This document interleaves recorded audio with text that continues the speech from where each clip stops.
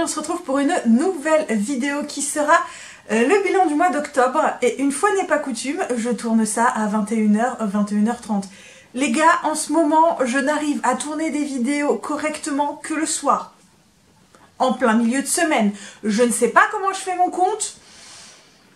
Mais voilà, en ce moment, tourner en pleine journée et les week-ends, ça ne me convient pas. Je ne tourne que des vidéos qui ne me plaisent pas, où je trouve que ce que je dis, c'est du grand n'importe quoi et ça part dans tous les sens. Et à chaque fois, je me remets devant la cam, en plein milieu de semaine, à une heure pas possible. Voilà, donc vous avez encore ma tronche de fantôme pas très frais, parce que évidemment la luminosité c'est pas ça, et donc j'ai sorti la softbox, et comme je suis déjà palote de nature, avec la softbox c'est encore pire, nous sommes d'accord, voilà. Bref, on ne s'attarde plus et on commence tout de suite pour ce bilan du mois d'octobre.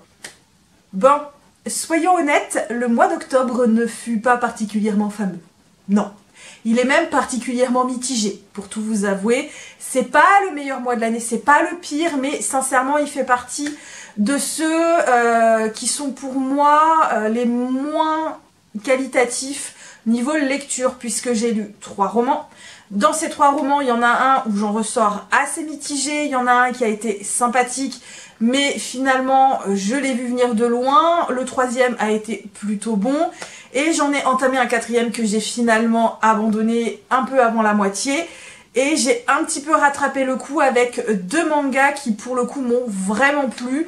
Mais dans l'ensemble, ouais, le mois d'octobre est pas génial. Le mois d'octobre est pas génial.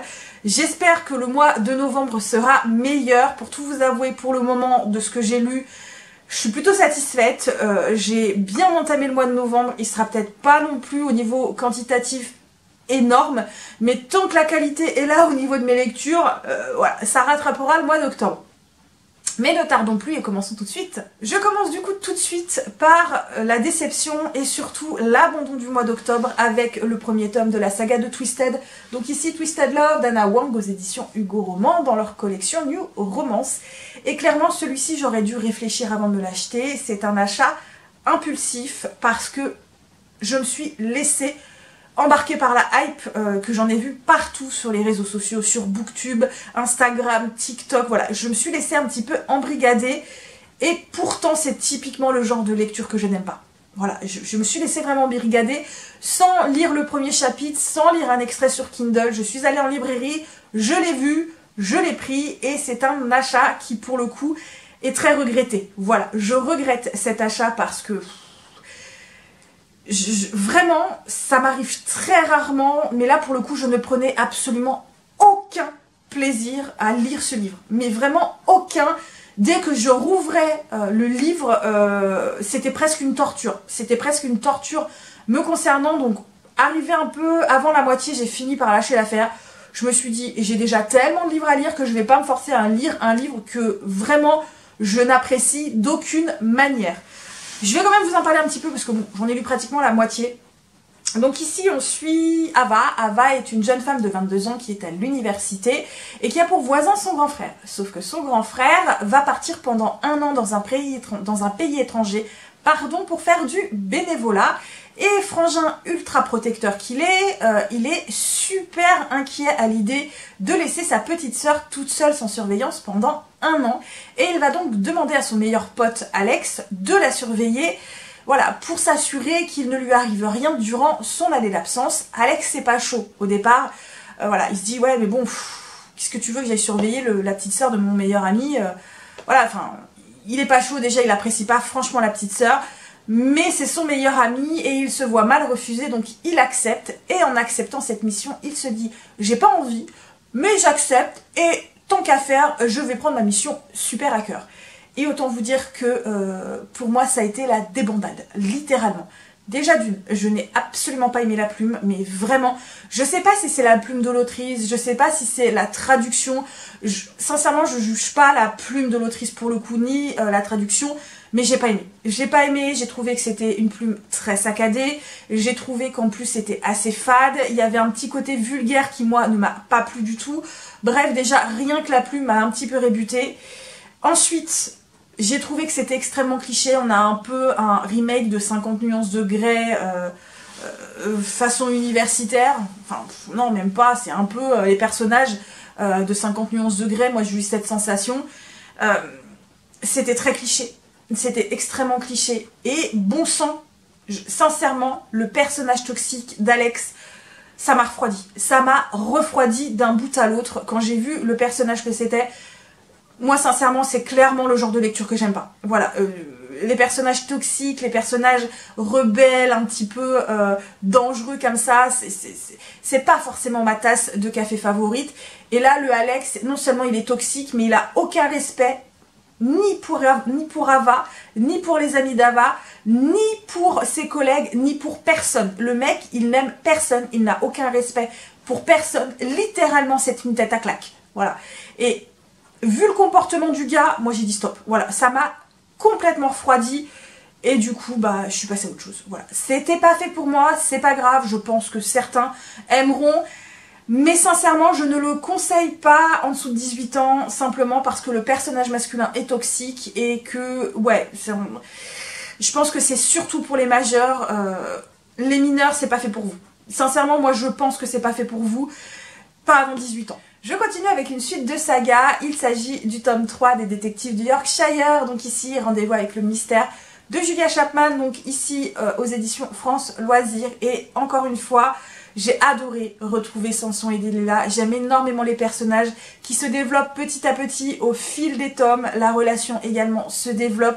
Franchement, Samson et Delilah, c'est des personnages que je trouve ultra attachants. Je les aime beaucoup, ces deux personnages.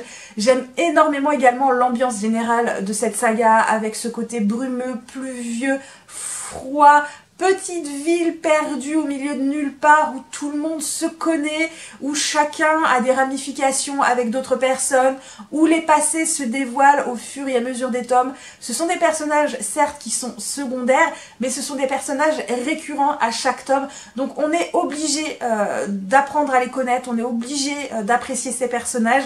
Et sincèrement, plus ça va, plus j'aime les personnages de cette saga, plus j'aime l'ambiance générale de cette saga. Les mystères se développent petit à petit, donc l'intrigue de fond qui se développe dans tous les tomes se met en place tout doucement. Par contre, pour le coup, l'intrigue de ce tome-là particulièrement, je l'ai vu venir de loin. Voilà, j'ai vu les tenants y aboutissants très vite. Du coup, ça m'a un petit peu gâché la lecture parce que c'est un roman qui est assez lent, le rythme est assez lent à chaque tome, et là comme en plus j'ai vu arriver les choses de très loin, bah cette lenteur m'a un petit peu agacée pour le coup, parce que je voulais que ça avance plus vite, et là pour le coup, cette lenteur que j'apprécie normalement dans les tomes précédents, pour le coup ça l'a pas fait. Malgré tout, je trouve que c'est une très bonne saga, je continuerai à la lire avec énormément de plaisir, ça va devenir une petite saga doudou qui fait trop de bien au moral. Je continue par un roman dont les avis sur les réseaux sociaux sont extrêmement mitigés. Et bien paradoxalement, ça l'a plutôt bien fait avec moi. Il s'agit d'un pacte avec le roi elfe d'Eliskova aux éditions Big Bang, donc dans le format relié. J'ai le format broché. Pourquoi j'ai acheté le format relié? Ouais, uniquement les gars, à cause du jaspage. Voilà, j'ai craqué pour le jaspage. Je suis faible et superficielle, vous commencez à me connaître, un rien me fait craquer. Donc j'ai pris le format relié, sachant que du coup je ne vais pas garder le format broché qui est pour moi magnifique également. Mais bah voilà, le choix est fait, hein, le choix est fait, je ne peux pas garder les deux, donc je vais garder le format relié. Bref, ici, on est dans un univers de fantasy où les humains et les fae se sont castagnés la tronche pendant très longtemps, jusqu'au jour où ils ont finalement trouvé un terrain d'entente et ont donc signé un traité qui sépare le monde des fae du monde des humains par une frontière, mais pour garder la bonne entente, une reine humaine va être choisie tous les 100 ans pour régner aux côtés du roi faé qui est capable de faire de la magie. Et donc on va suivre Louala qui elle, voilà, elle fait partie des humains. Elle se destine à devenir herboriste et guérisseuse, elle se sait incapable de faire de la magie, et donc voilà, elle est hyper heureuse d'échapper à ce choix, sauf que le roi Faé se pointe un jour et lui dit « Hé cocotte, c'est toi qui vas devenir ma reine ». Autant vous dire que la pauvre Louala, elle le vit pas très bien parce qu'elle va devoir quitter son village, sa famille, et ne plus pouvoir remettre les pieds chez elle. Et ça l'enchante pas plus que ça, hein, ce mariage arrangé, forcé, à la dernière minute. Voilà. Mais elle n'a pas le choix, donc elle y va, et elle va se rendre compte que le monde des failles ne se porte pas si bien que ça. Je m'arrête là pour le résumer, vous avez absolument pas besoin d'en savoir plus. Sincèrement, je comprends que beaucoup n'ont pas aimé ou ont un avis extrêmement mitigé sur ce roman, parce que c'est un roman qui est extrêmement fermé. C'est presque une sensation de huis clos, d'étouffement, parce que tout pratiquement se passe dans le château, et notamment dans certaines ailes du château, et donc pas dans tout le château. C'est un univers qui n'est pas développé, qui est très peu mis en avant, il est très en surface, très superficiel, on voit très peu de l'univers du monde des faées, c'est vraiment extrêmement soft, je vais dire ça comme ça, et déjà rien que ça, quand on est habitué à quelque chose d'un peu plus poussé, d'un peu plus développé, avec une épaisseur un peu plus importante au niveau de l'univers, ça peut ne pas plaire. Sincèrement, ça ne peut pas plaire. Moi, j'ai eu cette sensation de huis clos où finalement on voyait peu de choses, peu de personnages, et on était surtout cantonné avec Louala et ses interactions avec le roi elfe. Mais moi, quand j'ai entamé ce roman, j'avais déjà vu les avis, donc je savais plus ou moins à quoi m'attendre, et je m'attendais pas à quelque chose de mirobolant, et ça m'a suffi. Ça m'a suffi, c'est tout ce que je demandais, une bonne lecture simple, facile, agréable.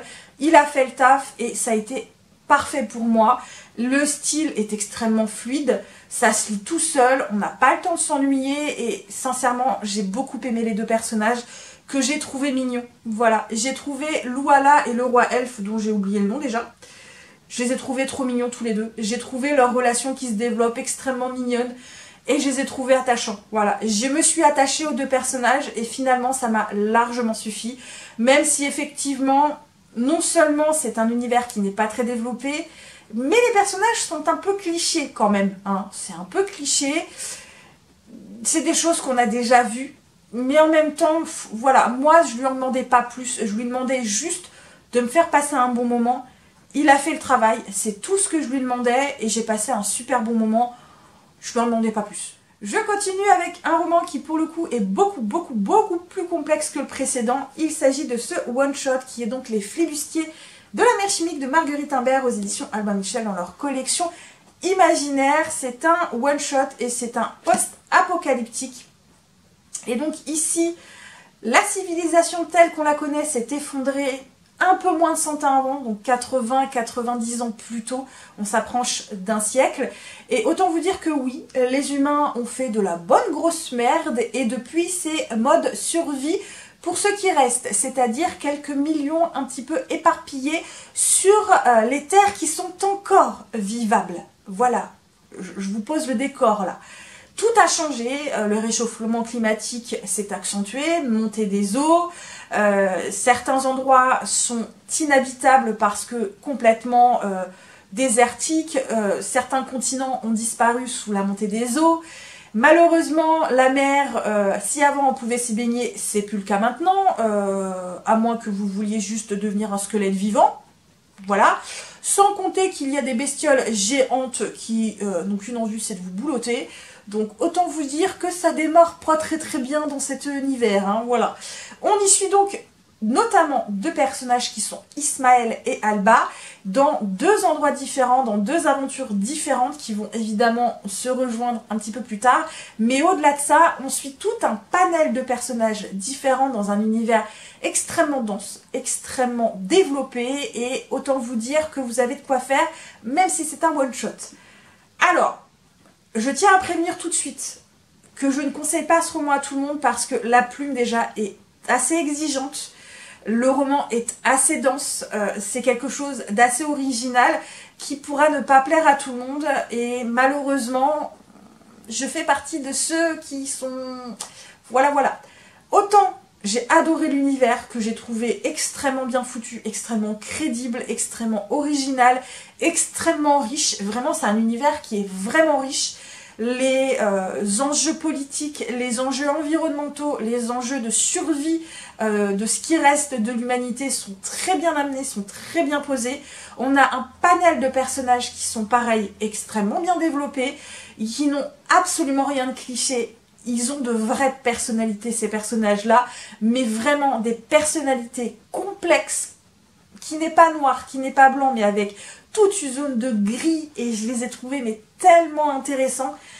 Malheureusement, je trouve que l'intrigue est très longue à vraiment se mettre en place, tant et si bien qu'au bout d'un moment, je me suis demandé, mais où l'autrice nous emmène? Je suis un petit peu perdue, j'arrive pas trop à voir où elle veut en venir, on n'a toujours pas de fil conducteur, et moi ça me perdait un petit peu. C'est peut-être voulu par l'autrice, mais moi ça n'a pas vraiment matché. Ensuite, il y a quand même des longueurs. Il y a quand même des longueurs et déjà que j'avais du mal à suivre le fil de l'histoire, les longueurs avec, ça m'a perdu encore plus et à un moment, je me suis dit, est-ce que ça va être comme ça tout le long? Donc, j'ai eu cette espèce de lenteur, de longueur, alors qu'il se passe énormément de choses pourtant dans ce roman, mais qui ont du mal à faire avancer l'histoire et j'ai trouvé ça extrêmement dommage. Et même si les personnages sont vraiment hyper intéressants, j'ai pas réussi à m'attacher à eux. Ismaël m'a laissé un petit peu froide dans le sens où je l'ai trouvé assez lisse tout le long du roman. Alba, qui est l'autre personnage principal, c'est un personnage totalement perché. C'est un personnage mais totalement perché. Et parfois j'arrivais pas à la suivre, j'arrivais pas à suivre son mode de raisonnement. Du coup j'étais obligée en fait de relire les passages pour voir où elle voulait en venir parce qu'elle a un mode de pensée extrêmement particulier et il faut se concentrer pour pas se perdre. On comprend où elle veut en venir mais il faut pas se perdre. Il faut vraiment rester concentré sur son mode de pensée pour voir où elle veut en venir. Malgré tout, j'ai trouvé que c'était un roman extrêmement intéressant, extrêmement bien mené, dont les thèmes sont extrêmement actuels, qui sont vraiment, c'est les conséquences en fait, ce roman, de ce que, de cette inaction d'aujourd'hui, qui fait qu'on court à la catastrophe, littéralement, on court à la catastrophe, et on y court, mais les yeux fermés, quoi. Enfin, c'est vraiment, les thèmes abordés sont extrêmement actuels, voilà, c'est vraiment des thèmes d'actualité que j'ai vraiment trouvé dans l'air du temps. Voilà, j'ai trouvé dans l'air du temps. Alors effectivement, oui, j'ai un avis mitigé. Il y a des choses que j'ai appréciées, d'autres beaucoup moins. Mais c'est quand même une bonne expérience de lecture dans l'ensemble. Et surtout, moi, j'ai adoré le Capitaine Pirate, que j'ai trouvé hyper cool, hyper intéressant. Et c'est celui-là que j'ai aimé le plus, hein, sincèrement. Voilà, bref, à lire si vous êtes curieux malgré tout. On continue avec un manga, c'est le tome 1 de... Après avoir regardé Le ciel étoilé de Bisco Kida aux éditions Moonlight. C'est un boys love et c'était tellement chou. C'était tellement chou, ça casse pas trois pattes à un canard, mais mon dieu, j'ai trouvé ça tellement mignon.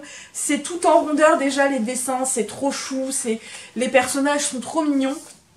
Donc ici, on suit ce jeune homme qui s'appelle Subaru, qui est graphiste et il a la particularité d'être paraplégique et un jour, il va être amené à travailler sur un projet de